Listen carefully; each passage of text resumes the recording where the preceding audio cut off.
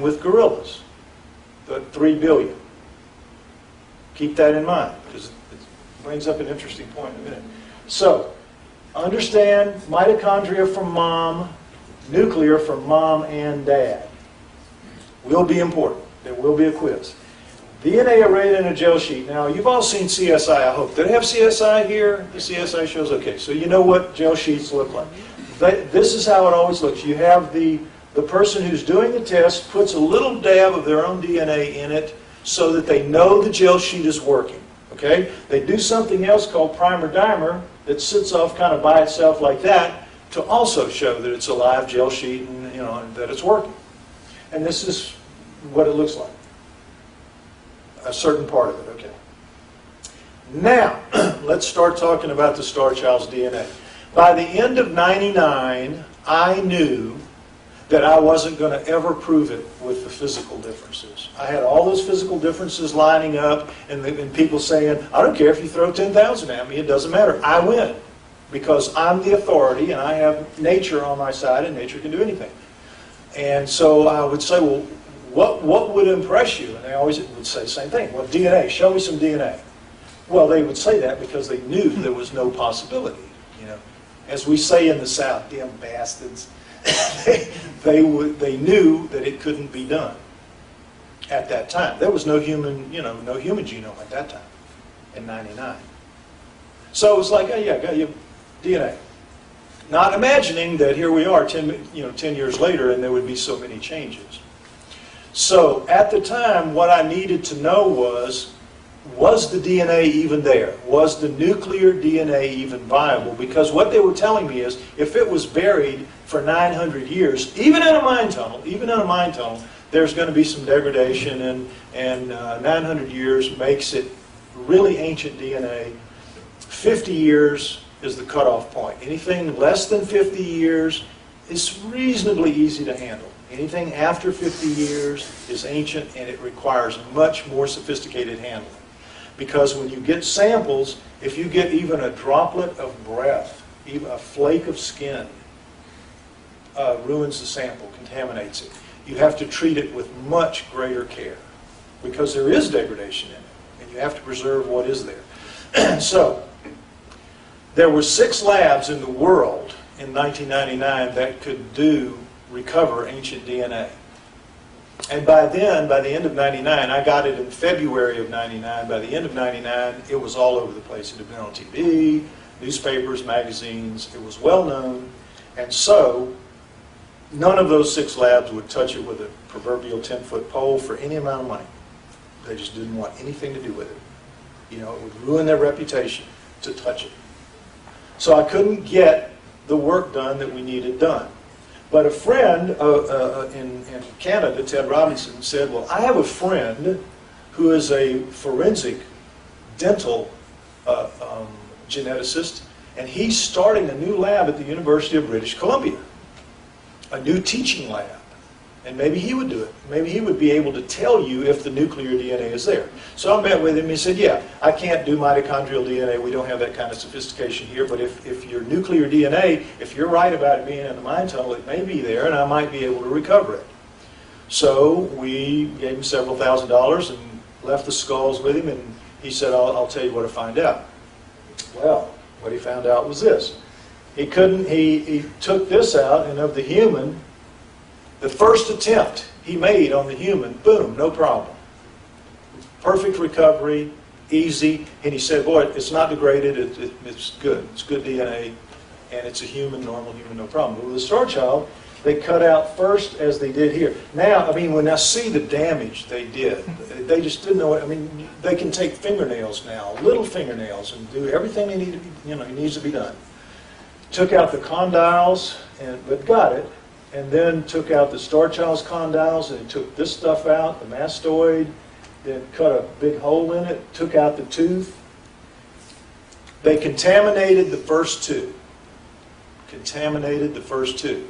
They were not an ancient DNA lab. They were a forensic lab, and they were a teaching lab, and they were just getting started. So they had new students, and it was just real easy to contaminate, and so they had 2 contaminations. But also, by now, they're on a campus. You saw that. They're on a campus. And they are catching real heat. What are you doing with that alien thing on your lab? Get rid of that. You know, that kind of thing, under that pressure. So on the third test, the tooth, they come up with this. Now, it says the second cycle, but he just made a mistake. It was the third one. Result from forensic DNA test from the Bowl lab director. After the customary number of PCR cycles, 28, there was a very weak and really weak 200 picograms gender profile. Picograms, 1,000 picograms is usually the minimum threshold at which a reliable reading for forensic DNA can be made. A 200 picogram reading from the second bone sample is the third, taken from the child's mastoid process from the tooth. The result is XY chromosomes, which tells us two significant things. First, the child was male. Second, the DNA is human. Okay? Now, we have a saying down in the deep south where I am from, when you are in really bad shape. They say you are a blowed up peckerwood. And I was a blowed up peckerwood with this result. Because they were saying exactly what science and the critics and the skeptics wanted to hear, which was that the star child is a human male, take it home and forget about it and never bother us with it again. And this is why, off of this, is why and how Novella wrote his article that just went out and became gospel to the mainstream regarding the star child. But I knew it was wrong because 200 picograms, that doesn't tell you anything. You need at least 1,000. If you're going to lie to me, why not make it a big lie? A lie that I can't challenge. So I said, look, it's 200 picograms. We've paid you a lot of money. You said you'd get us a result. Take another piece of bone and give me a fourth, take a fourth attempt. Grumble, grumble, grumble. You owe it to us. Grumble, grumble, grumble. Well, but they did it. They cut that piece of the head out.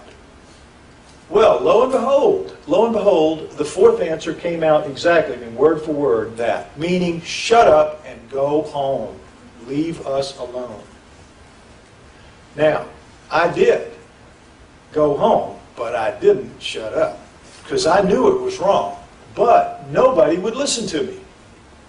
Within the community of alternative knowledge, I could not get a hearing. Because the mainstream science had blanketed everywhere with the star child is human. So I would call up a conference that was going on and I'd say, I'd like to come talk about the star child. Well, they proved that was human, didn't they? What would you want to talk about that for? We don't need to hear about that. Well, I don't think it was. I think they were wrong. They weren't wrong. They're scientists. How could they be wrong? I mean, really, I heard that. Again, well, they're scientists. How could they be wrong? You're just a schmuck. You don't know anything. So anyway, 3.5 years, I pushed the ball up the hill with no help, and I went $50,000 in debt and was on the verge of bankruptcy.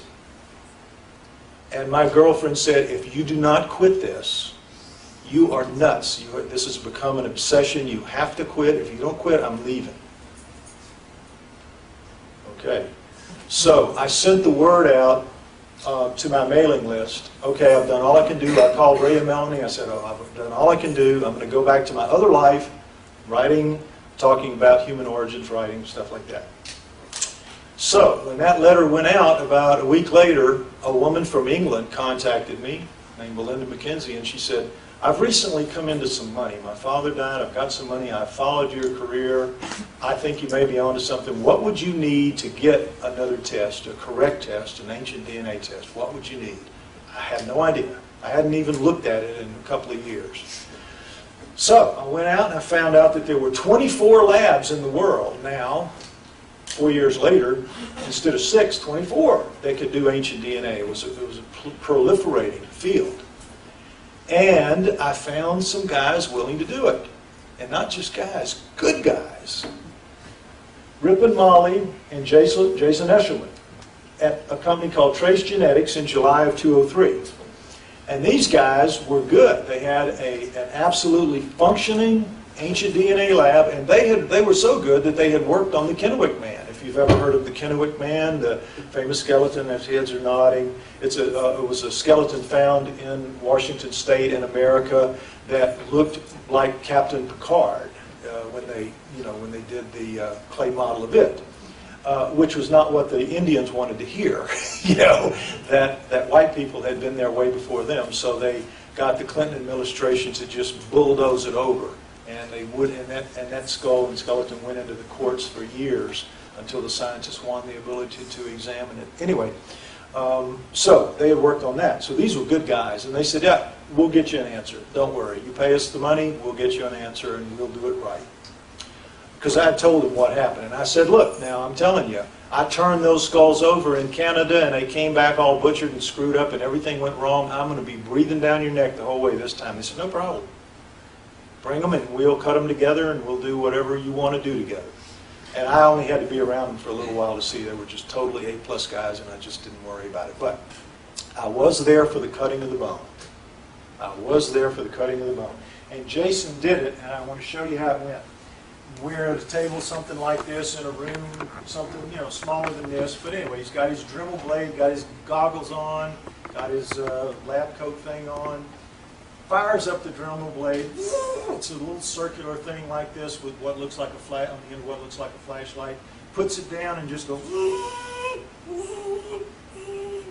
4 cuts, cuts out about an inch, drops down through out the neck hole, and there it is. Cuts that inch into 1/4-inch pieces, 2, make 4 of them, and that's done. Now it's time to do the star child. Now we got a little bit of smell in the room, a little bit of stink. You know that smell you get when you drill your teeth? That's the collagen in the bone burning from the Dremel blade, but it's not horrible. So he goes to the star child to hit, to make the cut there, and he goes, and he puts it down, and it hits, and there's kind of this funny sound, and it kind of bounces up. And he looks at Rippon, what was that?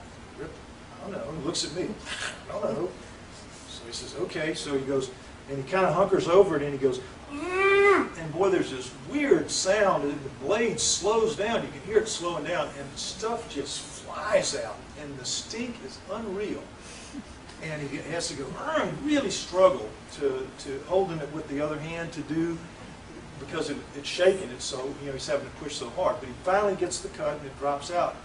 And the room is filled with this bone powder and stink, horrible stink. We're running for the windows and the doors. It's unreal. And they just said, look, we've never seen anything like this. You have to get this bone analyzed. This is not right.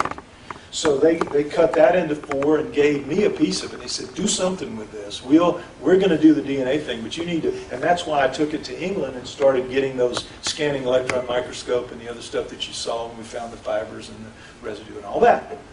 So, meanwhile, they start what they're doing. What you do when you're going to get DNA, you're going to reduce bone down to its constituent DNA, to do what you do with it. You put it in a test tube with a fluid called EDTA. And you put that test tube in what's called a rocker arm, which is a machine that just does this. Rock, rock, rock, rock, rock. Rocker arm. Okay? And in 1 week, human bone is dissolved down to liquid, and you've got the DNA. It looks like a little cloud of stuff in there, and that's it. And they get that out, and they go to work on it. Simple. Human bone, no problem. EDTA, 1 week, done. Star child, 1 week, not even changed in the slightest. 2 weeks, not in the slightest. A month, not in the slightest. 2 months, they just let it run, really. They quit after 3 months, not in the slightest. They took one of the other